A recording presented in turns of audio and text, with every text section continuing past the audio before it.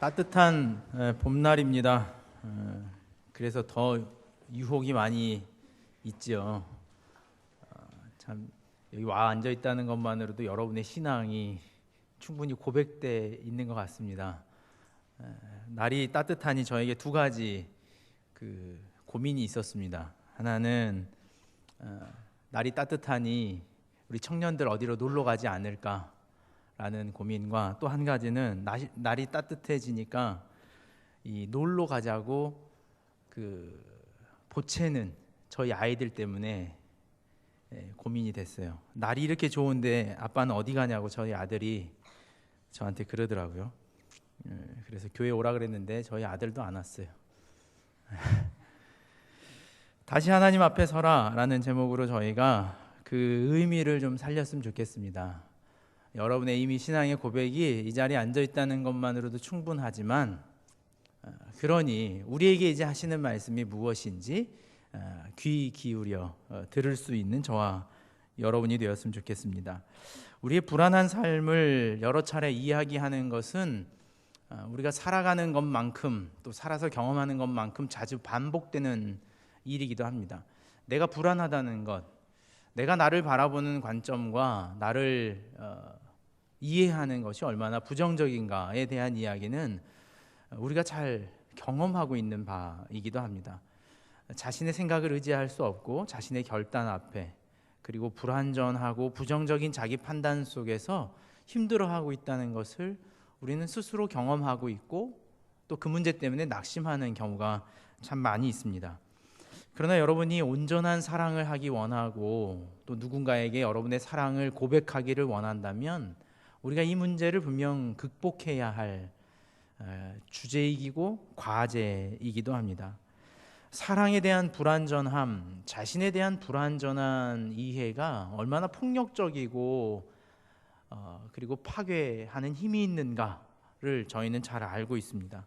따라서 여러분이 이 봄날 누군가를 만나 사랑하기를 원한다면 먼저 자신의 삶을 건강하게 세울 필요가 있습니다.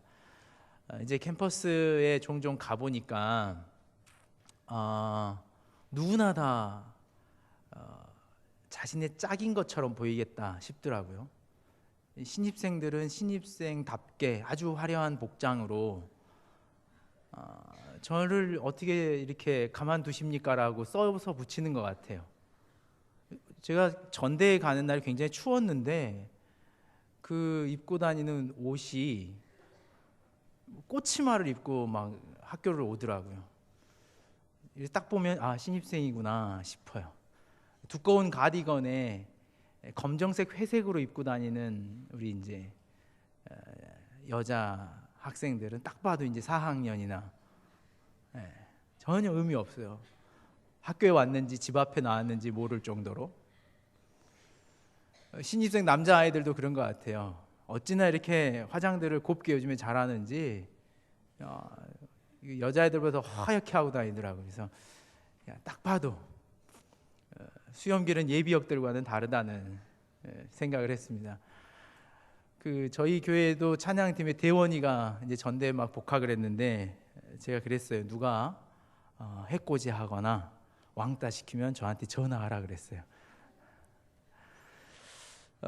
누군가를 사랑하기를 원합니다. 희망하죠. 누군가 건강한 관계를 맺기를 원하는 것이 우리의 당연한 바람입니다. 그러나 그 관계를 불안하게 하는 것은 상대의 불안함이 아니라 내 불안함이에요. 우리가 누구와 온전한 관계를 맺지 못하는 것이 반복된다면 그것은 상대가 가지고 있는 연약함이 아니라 내가 가지고 있는 불안함과 연약함이라는 것을 우리는 잘 알고 있습니다. 따라서 우리가 건강한 소통과 건강한 사랑을 하기를 원한다면 오늘 내 안에 있는 불안함의 문제를 분명히 극복해야 된다는 거예요.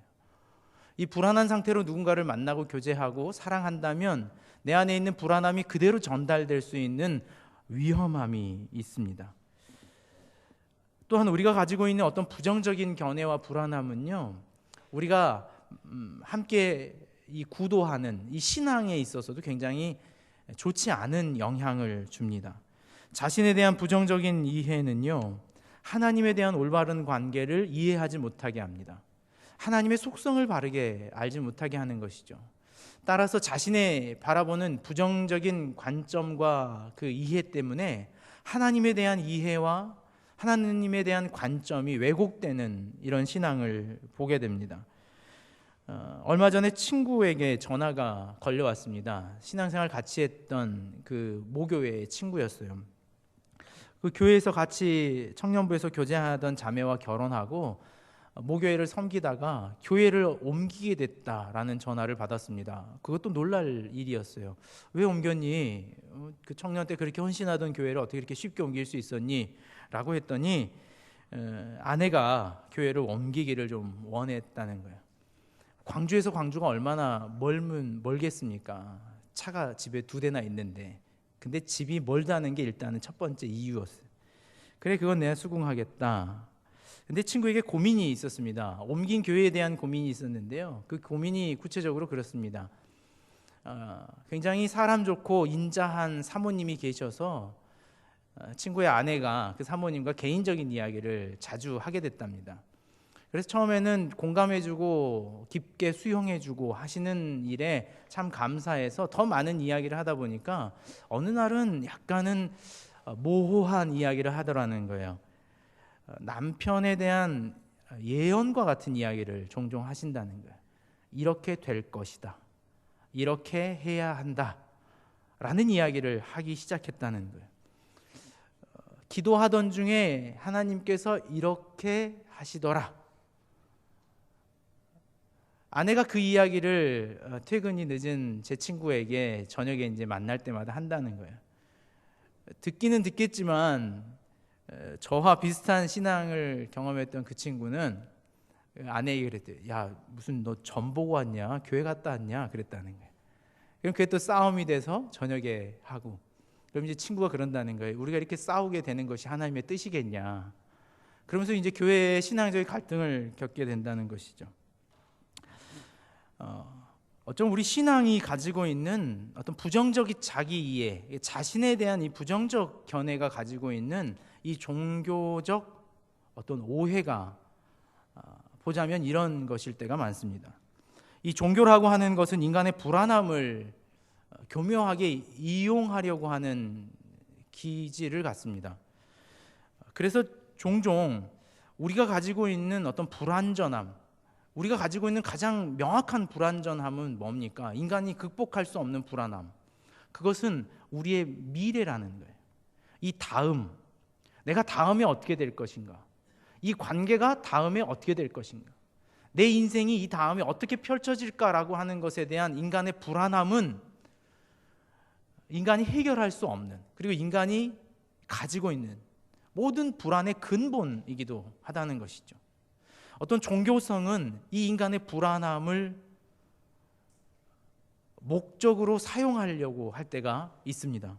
따라서 그 불안함을 해결해 주는 사람에게 의지하게 됩니다.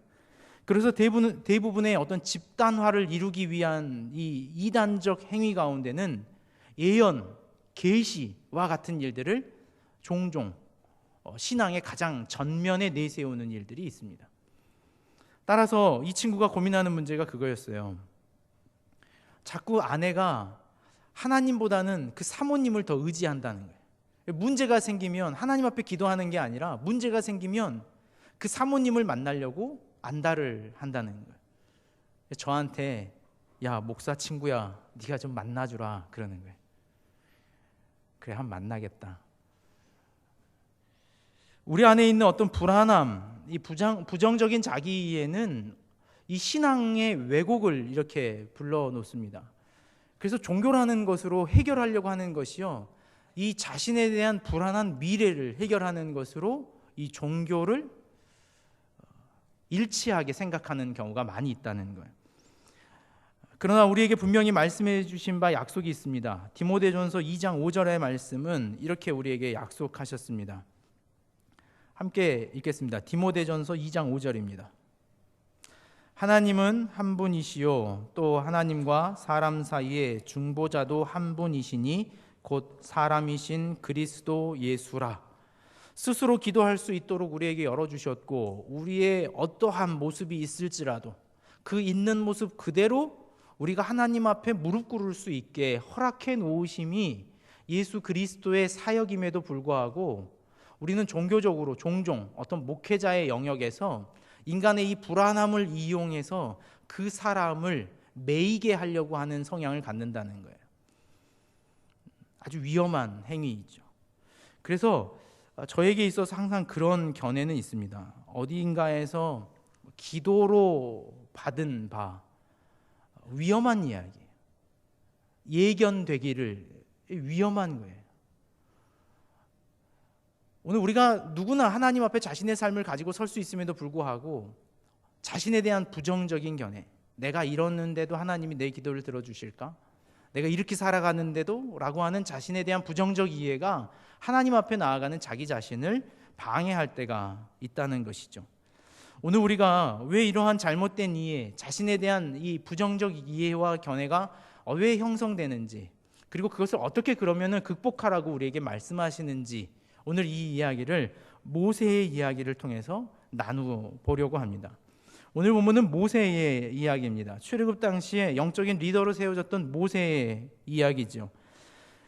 그는 애굽이라고 하는 이 포로로 잡혀 있었던 이스라엘의 민족을 200만에 가까운 인구의 이동, 그 대이동을 이끌었던 영적인 리더로 구약 성경은 우리에게 그를 소개합니다. 출애굽을 하기 위해서 이스라엘에 경험했던 놀라운 사건들이 있습니다. 그 애굽에서 경험했던 10가지 놀라운 기적들이 있었어요. 마지막에는 죽음을 뛰어넘는 기적을 경험합니다. 그리고 그 경험을 가지고 그들이 출애굽한 이후에 가장 첫 번째 그들이 경험했던 기적은 홍해, 그 놀라운 사건을 200만이라고 하는 인구가 한꺼번에 경험을 합니다. 얼마나 놀라운 경험입니까? 그들은 날마다 하늘에서 떨어지는 만나를 먹게 됩니다. 어디에서 주는지 모르는 음식을 제공받는 이 이스라엘의 그리고 영적인 리더였던 모세의 마음을 우리가 조금은 가깝게 찾아갈 필요가 있을 것 같습니다. 그러한 이스라엘이 신의 산이라고 하는 한 산 앞에 멈춰섭니다. 이유는 하나님께서 모세를 부르셔서 40일 동안 모세에게 이스라엘의 사회와 문화적 정통을 이야기하시기 위해 신의 산에 이스라엘을 멈추게 하셨습니다. 그 40일 동안 모세는 하나님과 정상회담을 갖습니다. 민족의 대표로서, 그리고 그를 인도해낸 하나님으로서 아주 구체적인 이야기를 합니다. 너희가 어떻게 제사 드려야 할 것이고, 제사장은 어떻게 세울 것이고, 성막은 어떻게 지을 것이고, 너희들 가운데 누구를 어떻게 용서하는 것이 맞다 라고 하는 이스라엘의 어떤 민족적 정신을 세우는 일에 하나님은 모세를 부르셨습니다. 우리가 잘 알겠지만 이러한 사건이 일어나고 있는 시내산 아래의 상황은 어떠하였냐? 그것이 성경에서 이야기해주는 모세와 이스라엘의 민족 간의 갈등이었습니다. 애굽에서 빠져나왔지만 어디로 가야 할지도 모르고 왜 나왔는지도 모르는 200만의 인구가 범하고 있는 과호가 드디어 등장합니다. 우린 여기서 보게 됩니다. 목적이 희미한 인생이 얼마나 어리석어질 수 있는가를 보여주는 장면이에요. 목적을 알지 못하며 살아가는 인생이 얼마나 갈등하고 불안해하는가를 보여주는 본문이 이 이야기입니다. 목적이 없는 결혼, 목적지를 잃어버린 인생이 얼마나 불안하고 자신의 삶을 스스로 어리석게 하는가, 그것을 보여주는 것이 출애굽기 32장의 이야기입니다. 출애굽기 32장 1절로 6절의 이야기를 한번 같이 읽도록 하겠습니다. 우리 긴 절이지만 이 이야기를 한번 읽어보겠습니다. 백성이 모세가 산에서 내려옴이 더딤을 보고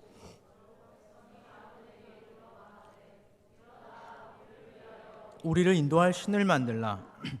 모세 곧 우리를 애굽 땅에서 인도하여 낸 사람은 어찌 되었는지 알지 못함이니라. 아론이 그들에게 이르되 너희의 아내와 자녀의 귀에서 금고리를 빼어 내게로 가져오라. 모든 백성이 그 귀에서 금고리를 빼어 아론에게로 가져가매 아론이 그들의 손에서 금고리를 받아 부어서 조각칼로 새겨 송아지 형상을 만드니 그들이 말하되 이스라엘아 이는 너희를 애굽 땅에서 인도하여 낸 너희의 신이로다 하는지라.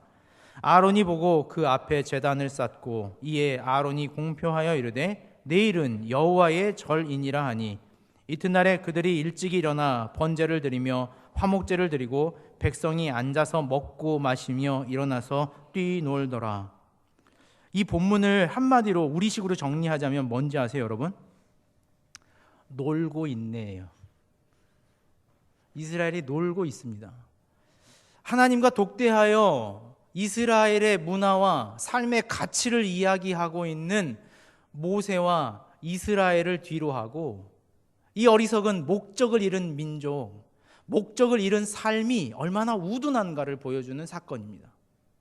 시내산, 그 하나님의 현존하심이 분명하게 드러나 있는 그 자리에서도 목적을 잃은 사람은 이렇게 어리석은 행동을 하게 된다는 거예요. 오늘 우리의 예배의 자리도 그러지 않겠습니까? 누군가는 하나님과 만나 자신의 인생을 논하는 이 시간에 목적 없이 앉아있는 누군가는 어쩌면 그저 새긴 우상을 만들고 있는 자리가 될 수 있다는 거예요. 동일하게 시내산에 있습니다. 그저 높낮이의 문제가 아니에요. 오늘 앉아있는 저희들 가운데에서도 누군가는 하나님과 자신의 인생의 목적을 이야기하고 있는 사람이 있는가 하면 누군가는 하나님과 전혀 다른 자신이 원하는 신을 만들고 있는 사람이 우리 가운데도 있을 수 있다는 거예요. 이거 얼마나 두렵고 위협적인 이야기입니까? 목적을 잃어버린 인간입니다. 두려움에 빠져있는 인간의 전형이에요. 그 두려움을 자신의 어떤 행동으로라도 해결하려고 하는 인간의 어리석음이 등장합니다. 출애굽기 32장 9절에서 10절 말씀을 한번 또 다시 읽겠습니다. 여호와께서 또 모세에게 이르시되 내가 이 백성을 보니 목이 뻣뻣한 백성이로다. 그런즉 내가 하는 대로 두라. 내가 그들에게 진노하여 그들을 진멸하고 너를 큰 나라가 되게 하리라. 여호와께서 모세에게 이르셨습니다. 그 놀고 있는 백성들을 향하여 하나님의 평가는 목이 뻣뻣한 백성이다. 우리가 전주에 이야기했던 에스겔의 사건과 동일합니다. 하나님을 떠나 자신의 삶의 가치와 의미, 목적을 잃어버린 인간에게는 하나님 그러세요. 뼈처럼 마음이 단단하여졌다. 오늘 하나님을 벗어나 목적 없이 자신의 삶의 우상을 세우고 있는 백성들에게는 목이 뻣뻣하다라고 말합니다. 하나님이 그들을 향해 뻣뻣한 백성이다 라고 말합니다. 오늘 우리 안에 있는 불안한 마음, 목적을 잃어버린 마음, 열등감과 부정적인 자기인식을 가지고 살아가는 사람은 뻣뻣하고 딱딱한 인생을 살아간다는 것을 오늘 우린 보게 돼요. 우리 주변에 보면 이 뻣뻣하고 딱딱한 사람이 종종 있습니다. 무슨 이야기를 해도 어쩜 그렇게 뻣뻣하게 받아들이는지 몰라요. 그냥 무조건 반대예요. 무조건 어떤 이야기든 수용적으로 부드럽게 받아들이는 것이 아니라 그냥 던지는 말마다 대꾸하는 것이 그것이 싸움인 것처럼 이야기하는 연약함을 봅니다. 어쩌면 잘못된 종교가 갖는 가장 전형이에요. 때로는 예수 그리스도를 믿는다 하는 우리의 신앙이 그 고집스러움 때문에 뻣뻣해지고 굳어버리는 인생이 될 수 있다는 이야기를 오늘 우리는 보게 돼요.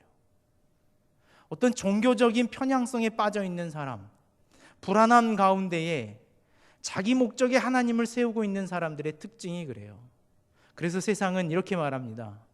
교인들끼리 싸우면 말릴 수 있는 사람이 없다는 거예요.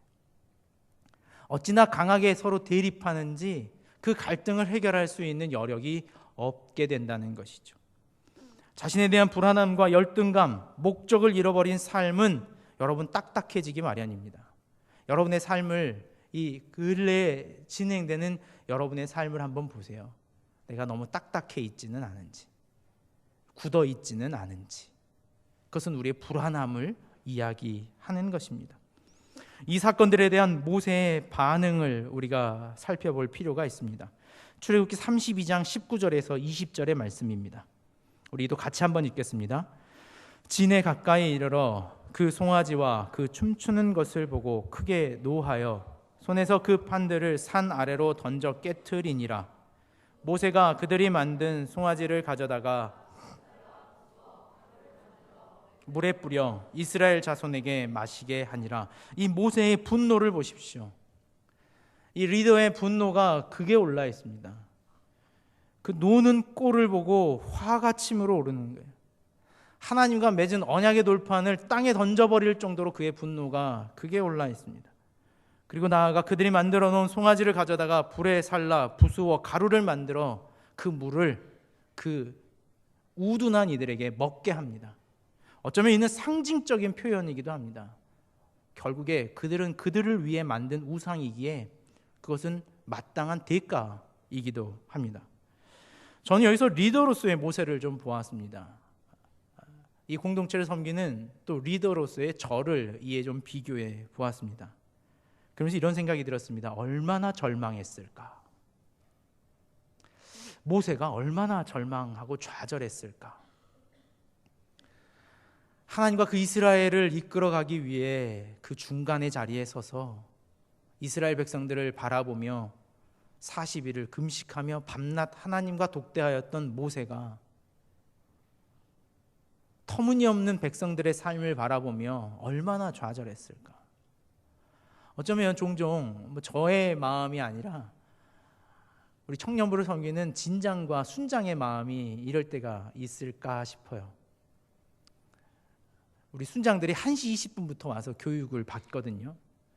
그래서 제가 어렵게 가르칩니다. 여러분들은 굉장히 쉽게 배우시지만 순장 교육이 굉장히 어려워요.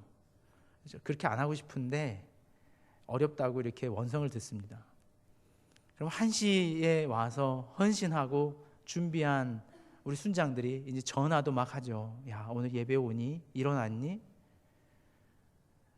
기도도 열심히 합니다. 저희 순장 교육할 때 오늘 온 우리 순모임에 하나님 영적인 변화가 그리고 그들이 살아나는 일이 있게 해주십시오라고 막 기도한단 말이에요. 어쩌면 이 시내산에 있는 모세처럼 그 순간은 그래요. 근데 딱 예배 자리에 오면 어떻습니까? 순원이 와 있어요? 안 와 있어요? 온다고 철석같이 약속했던 그는 없습니다. 그리고 너무 태연하게 그래요. 아, 가려고 했는데요. 그래요. 어쩌면 그 리더의 절망이 이 모세에게도 있지 않겠습니까? 그 민족을 하나님 앞에 세우고자 열정을 다해서 자신의 삶을 끌어가려고 하는 리더의 무거움이 있는 거예요. 해도 되지 않는다는 좌절입니다. 야, 포기하고 싶다. 내가 해야 하나? 어쩌면 종종 제가 경험하는 마음이기도 해요. 야, 하나님 어렵습니다. 모세가 좌절할 만한 상황은 또 하나 있습니다. 그건 뭡니까? 그 금 우상을 만드는 주역이 아론이었다는 거예요. 성경을 아시는 분은 알겠지만 아론은 누굽니까? 모세의 부족함을 채워달라고 기도한 바에 하나님의 응답으로 붙여주신 동역자였어요. 하나님, 제가 입술이 둔해서 백성들에게 말을 하고 싶어도 할 수가 없습니다. 그래, 그럼 내가 아론을 너에게 붙여 함께 동역하게 하겠다라고 하나님이 붙여줬던 동역자예요. 저에게 붙여진 진장과 전사님과 간사님, 순장이 있는 것처럼 그 리더십을 가지고 있는 아론이 그 일의 전면에 섭니다. 여러분, 제가 모세였다면 아론과 절교했을 것 같아요. 절교. 형 그만 만나. 우린 형제도 아니야. 모세는 충분하죠. 자신의 이 리더로서의 삶, 이 헌신의 삶을 포기하기에 충분한 환경을 갖습니다.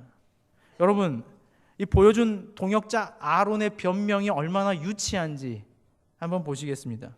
출애굽기 32장 24절의 말씀입니다. 한번 같이 읽겠습니다. 내가 그들에게 이르기를 금이 있는 자는 빼내라 한즉 그들이 그것을 내게로 가져왔기로 내가 불에 던졌더니 이 송아지가 나왔나이다. 여러분 어때요? 세상에. 성경에 분명히 기록됩니다. 불에 넣어서 구운 것을 아론이 새겨 금 우상을 만들었다 라고 성경이 기록하고 있는데 아론의 변명이 그래요. 아니, 금을 가지고 와서 불에 넣었더니 어떻게 됐다는 거예요? 송아지가 뿅 돼서 나타났다는 거예요. 형이 동생한테 하고 있는 변명이 이래요. 좌절할 만하죠. 믿었던 동역자의 삶이 이렇게 무너지는데 그만하고 싶다 라는 모세의 마음을 우리는 이해할 만합니다. 인생의 목적과 가치를 잃어버린 것 같은 절망이 있지 않겠습니까? 하나님, 내가 이렇게까지 살아야 됩니까? 하나님 믿음대로 살았더니 결국 이겁니까? 라는 절망을 맛보는 이 시점에 모세의 건강한 태도가 등장합니다. 저는 이 부분이 모세의 강점이라고 생각합니다. 모세가 보여준 이 건강한 모습을 저희가 한번 같이 보겠습니다. 출애굽기 33장 7절로 11절의 말씀입니다. 같이 읽습니다. 모세가 항상 장막을 취하여 진 밖에 쳐서 진과 멀리 떠나게 하고 회막이라 이름하니 여호와를 앙모하는 자는 다 진 회막에 나아가며, 모세가 회막으로 나아갈 때는 백성이 다 일어나 자기 장막 문에 서서 모세가 회막에 들어가기까지 바라보며, 모세가 회막에 들어갈 때에 구름 기둥이 내려 회막 문에 서며 여호와께서 모세와 말씀하시니, 모든 백성이 회막 문에 구름 기둥 서 있는 것을 보고 다 일어나 각기 장막 문에 서서 예배하며, 사람이 자기의 친구와 이야기함 같이 여호와께서 모세와 대면하여 말씀하시며, 모세는 진으로 돌아오나 눈의 아들 젊은 수종자 여호수아는 회막을 떠나지 아니하리라. 여러분, 모세의 강인함이 여기 있습니다. 우리가 읽은 이 본문 가운데 가장 많이 등장하는 단어는 회막이라고 하는 단어입니다. 모세가 항상 장막을 취하여 진 밖에 서서 진과 멀리 떠나게 하고 거기를 회막이라고 이름했습니다. 오늘 그 분노한 마음, 사람들에게 상처받고 자신의 절망 앞에 서 있는 모세가 취한 그의 가장 첫 번째 행동은 오늘 그 현장에서 벗어나 하나님 앞에 예배의 자리를 세웠다는 것이 모세의 강인함이에요. 오늘 우리가 가져야 할 첫 번째 태도입니다. 절망하고 넘어지고 자신에 대하여 불완전한 삶으로 반복될지라도 우리가 다시 회복해야 할 것은 하나님 앞에 예배하는 것이에요. 모세의 강점이 여기 있었습니다. 모세의 멋진 건강함이 여기에 있는 거예요. 하나님 앞에 예배하기를 다시 결단합니다. 그 예배하기를 결단하는 모세와 하나님의 관계를 성경은 이렇게 말합니다. 친구와 이야기함과 같이. 놀라운 표현이에요. 사모하는 표현이에요. 오늘 이런 리더가 되기를 기도합니다. 오늘 이 공동체 안에 리더들이 이러한 리더가 되기를 주의 이름으로 축원합니다. 좌절하고 넘어지는 자리에서 넘어졌다고 낙심하고 있지 말고 그때 다시 한번 하나님 앞에 나와 예배하기를 소망하고 친구처럼 이야기하시는 하나님을 만나는 우리 리더들 되기를 간절히 원합니다. 200만 군중 앞에서 얼마나 당당합니까? 그 춤추며 놀고 있던 자들 앞에서 얼마나 용기 있는 태도입니까? 좌절했다고 넘어졌다고 징징거리지 않는 모세의 이 강인함이 오늘 저의 모습이 되기를 먼저는 소망합니다. 얼마 전에 신방을 끝나고 이렇게 교회로 돌아오는지 제 마음에 이런 생각이 들었어요. 어떻게 하면 더 잘할 수 있을까? 어떻게 하면 좀 더 많은 청년들에게 하나님의 이야기를 할 수 있을까? 라는 생각을 하면서 나는 좀 이런 돕는 자가 있으면 좋겠다. 좀 이런 사람들이 있으면 좋겠다. 라는 생각으로 제 마음에 어떤 불안함을 가지고 돌아오던 중이었어요. 근데 불현듯 제 마음에 이런 생각을 주시는 거예요. 너는 확신하니? 예수 그리스도 안에 구원을 받고 너의 삶을 책임지겠다는 그 메시지에 너는 확신하니? 라는 마음의 질문을 저에게 주셨어요. 사역이 되지 않으면 불평하고 변화되지 않은 이들을 바라보며 원망하는 그 시선, 그거 내려놓을 수 있겠니? 라고 물으시는 거예요. 안 될 것 같다고 포기해버리고 원망하고 절망하는 것, 너 그거 내려놓을 수 있겠니? 넌 확신하니? 질문하시는 것 같았어요. 하나님 앞에 다시 섰습니다. 하나님 확신합니다. 하나님이면 하실 수 있다는 것에 확신합니다.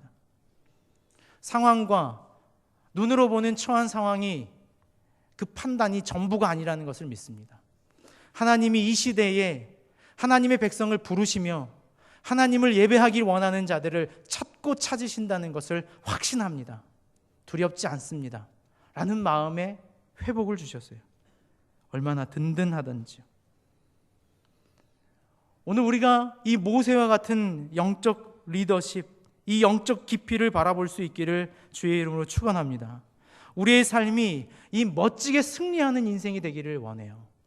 자신의 삶을 절망적으로 바라보지 아니하고 다시 하나님의 앞에 설 수 있는 이 무던한 용기와 반복적인 결단이 우리 안에 있어야 한다는 것입니다.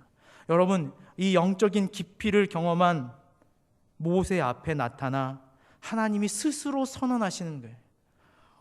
오늘 출애굽기 34장 6절과 7절의 말씀입니다. 우리가 읽었던 본문 안에 있습니다. 같이 한번 읽겠습니다. 여호와께서 그의 앞으로 지나시며 선포하시되 여호와라 여호와라 자비롭고 은혜롭고 노하기를 더디하고 인자와 진실이 많은 하나님이라. 인자를 천대까지 베풀며 악과 과실과 죄를 용서하리라. 그러나 벌을 면제하지는 아니하고 아버지의 악행을 자손 3, 4대까지 보응하리라. 아멘. 오늘 모세 앞에서 스스로 선언하시는 하나님의 이 놀라운 은혜를 경험하는 오늘 저희가 되기를 원합니다. 오늘 그러기 위해서 우린 다시 서야 해요. 다시 여호와를 바라봐야 돼요.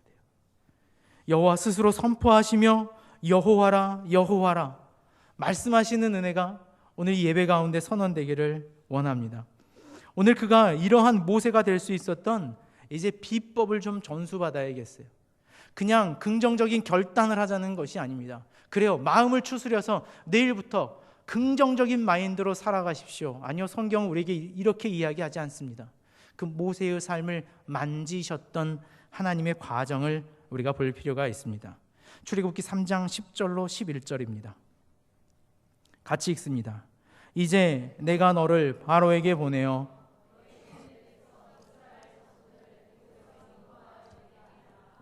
모세가 하나님께 아뢰되 내가 누구이기에 바로에게 가며 이스라엘 자손을 애굽에서 인도하여 내리이까. 우리가 너무나 잘 알고 있는 본문입니다. 모세는 하나님이 부르셨어요.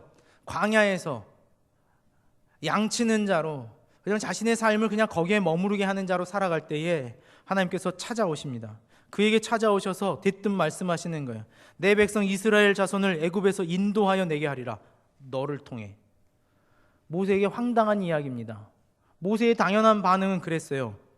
내가 누구이기에 그렇습니다. 제가 대체 뭔데 저를 사용하십니까? 모세는 오늘 우리가 알던 모습과 다릅니다. 다시 하나님 앞에 섰던 그 회막에 섰던 모세와 다른 모습이에요. 그에게 있어서는 이 부정적인 자기 이해가 있었습니다. 내가 누구입니까? 저는 부족하고 못난 인생입니다. 라는 것이 이 안에 담겨져 있습니다. 모세에게는 기억에서 지워지지 않는 사건이 있었습니다. 모세는 어려서 그를 낳아준 어머니에게 버림받았어요. 이스라엘인이라고 하는 남자아이라는 이유 때문에 갈대 상자에 담겨져 버려집니다.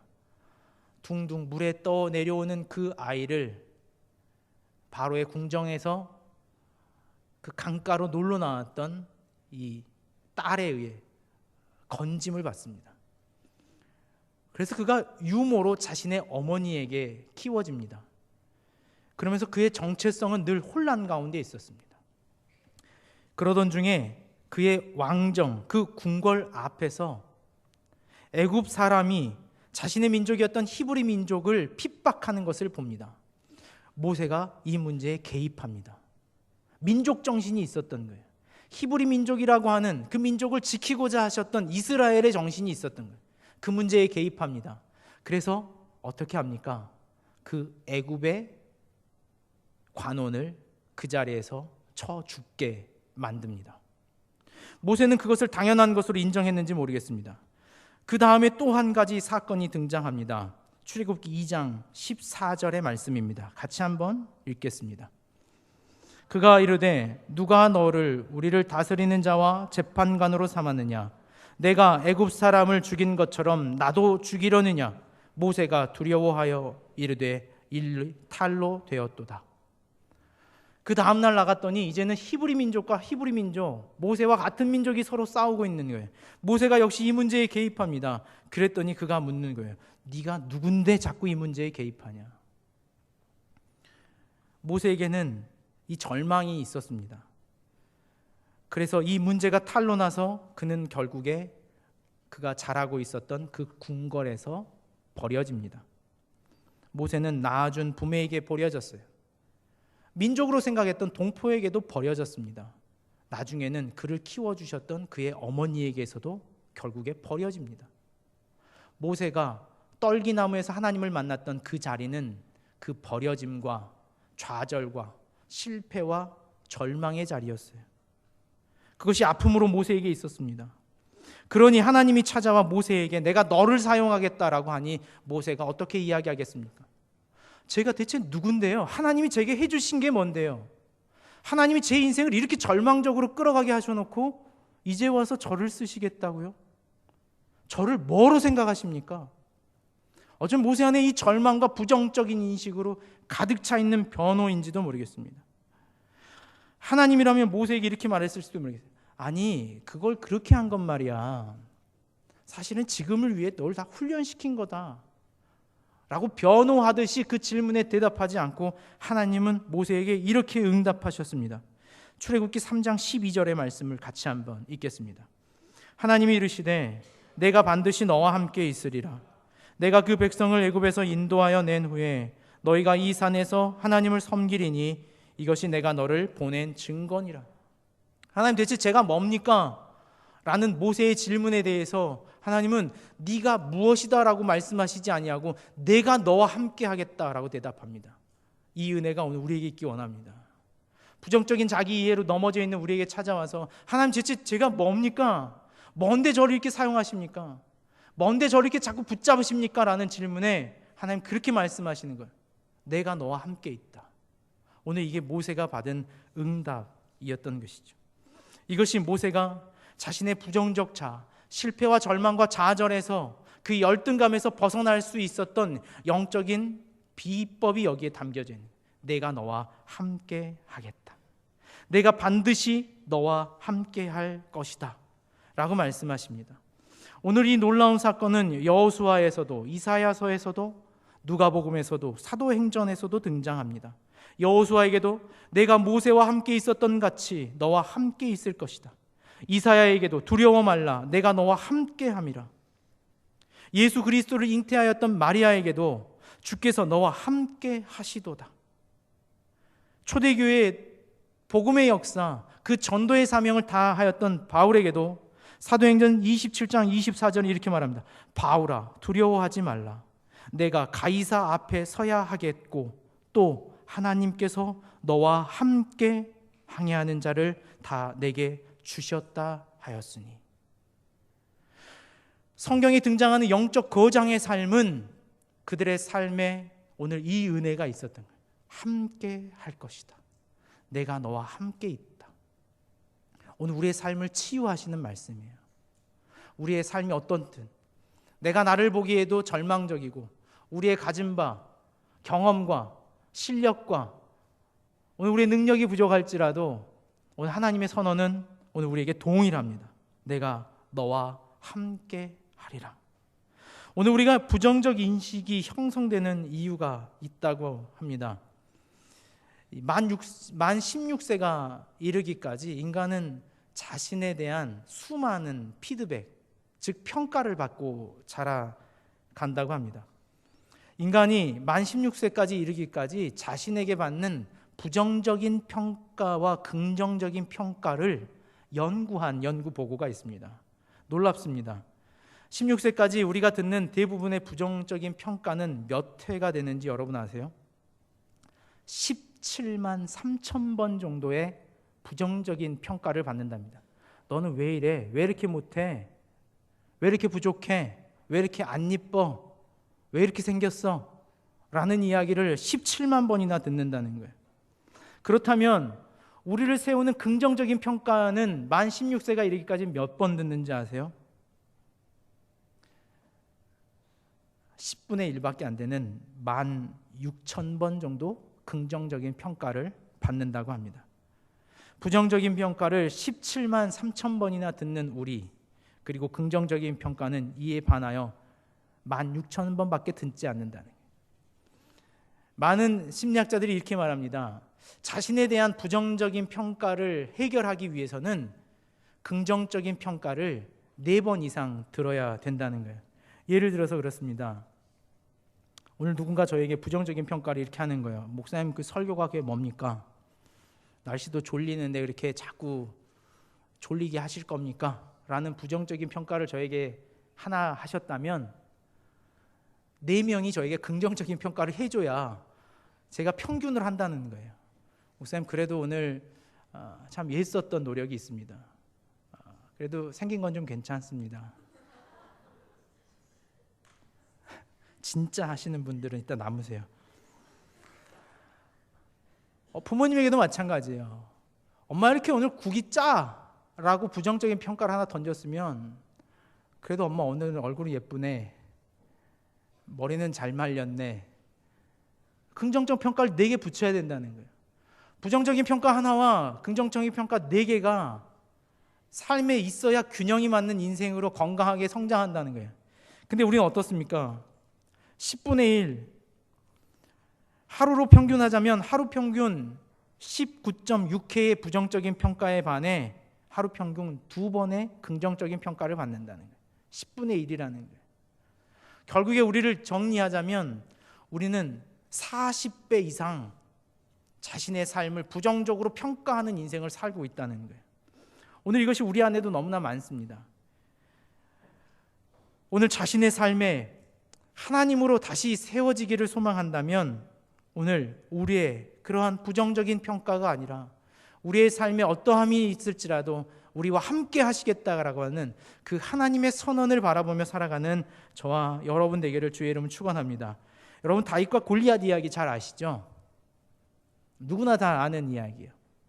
오늘 다윗과 골리앗의 이야기로 설교를 맺고자 합니다. 사무엘상 17장 43절로 45절의 말씀이에요. 한번 같이 읽겠습니다. 블레셋 사람이 다윗에게 이르되 내가 나를 개로 여기고 막대기를 가지고 내게 나왔느냐 하고 그의 신들의 이름으로 다윗을 저주하고 그 블레셋 사람이 또 다윗에게 이르되 내게로 오라 내가 내 살을 공중의 새들과 들짐승들에게 주리라 하는지라. 다윗이 블레셋 사람에게 이르되 너는 칼과 창과 단창으로 내게 나아오거니와 나는 만군의 여호와의 이름 곧 내가 모욕하는 이스라엘 군대의 하나님의 이름으로 내게 나아가노라. 아멘. 43절의 말씀을 다시 한번 띄워주시겠습니까? 블레셋 사람입니다. 블레셋 사람이라고 말하는 것은 골리앗이었어요. 이 전쟁에 있어서 골리앗이 우위에 섰습니다. 평균보다 3배가 더 컸어요. 키도 컸지만 등치도 컸습니다. 그의 한 번의 칼자루에 10명 이상이 나가떨어지는 위협스러운 장군이었습니다. 그 블레셋 골리앗이 자신 앞에 걸어 나오는 다윗을 바라보며 자신을 뭐라고 이야기합니까? 여러분 같이 한번 읽으시겠어요? 자신을, 그 등치 큰 골리앗이 스스로 자기 자신을 뭐라고 명명합니까? 내가 나를 개로 여기느냐. 그 등치 큰 골리앗이, 다윗은 그저 막대기만 들고 갔을 뿐이에요. 여러분 앞에 누군가 막대기 들고 오면 그 사람한테 그럴 거예요. 네가 나를 지금 개로 여기니? 이렇게. 오늘 등치 큰 골리앗의 자기 이해입니다. 얼마나 부정적인 자기 이해입니까? 그저 막대기만 들었을 뿐이에요. 그 어린 목동이 들고 나온 막대기 하나에 자신을 개로 인정하는 골리앗입니다. 오늘 우리의 싸움은 그런 거예요. 자신을 개로 인정하며 살아가는 이와 45절의 말씀을 같이 보겠습니다. 다윗이 블레셋 사람에게 이르되 너는 칼과 창과 단창으로 내게 나아오거니와 나는 만군의 여호와의 이름 곧 내가 모욕하는 이스라엘 군대의 하나님의 이름으로 내게 나아가노라. 다윗은 자신을 연소하고 그저 막대기 하나 들고 있는 자신의 연약함을 보지 않습니다. 오늘 자신을 어디에 자신의 삶을 올려놓습니까? 하나님과 함께하는 인생으로 자신의 삶을 올려놓습니다. 여러분, 여러분의 신앙, 여러분의 삶을, 여러분의 인생을 어디에다 두시겠습니까? 누군가가 막대기만 들고 있어도 자신을 개로 인정하는 삶을 사시겠습니까? 아니면 그 연소하고 그저 자신에게 들려있는 작은 돌멩이 2개만 들었을지라도 내가 하나님과 함께 한다는 믿음으로 살아가는 사람들이 되겠습니까? 오늘 우리는 이 후자의 삶, 하나님과 동행하기를 결단하여 어떠한 상황이 있을지라도 다시 하나님과 함께 하기를 결단하는 저와 여러분 되기를 주의 이름으로 축원합니다. 기도하겠습니다. 거룩하신 하나님, 오늘 우리가 세상으로 나아가는 싸움이 거대한 골리앗 앞에 서는 것처럼 느껴질 때가 있습니다. 하나님, 오늘 이 골리앗과 다윗의 싸움 앞에 승리케 하신 것처럼 우리의 싸움을 승리하게 하여 주시옵소서. 우리가 하나님의 이름으로 하나님과 동행함으로 이 시대와 세상과 자신의 삶 앞에 승리하는 저희들이 되게 하여 주시옵소서. 오늘 이 귀한 언약의 말씀을 우리의 것으로 듣게 하여 주시옵소서. 내가 너와 함께 하리라. 오늘 이것은 하나님의 언약이며 약속인 줄로 믿사오니 이 믿음의 견고함으로 주께서는 저희들 다 되게 하여 주시옵소서. 우리 주님 예수님 이름으로 기도하옵나이다. 아멘.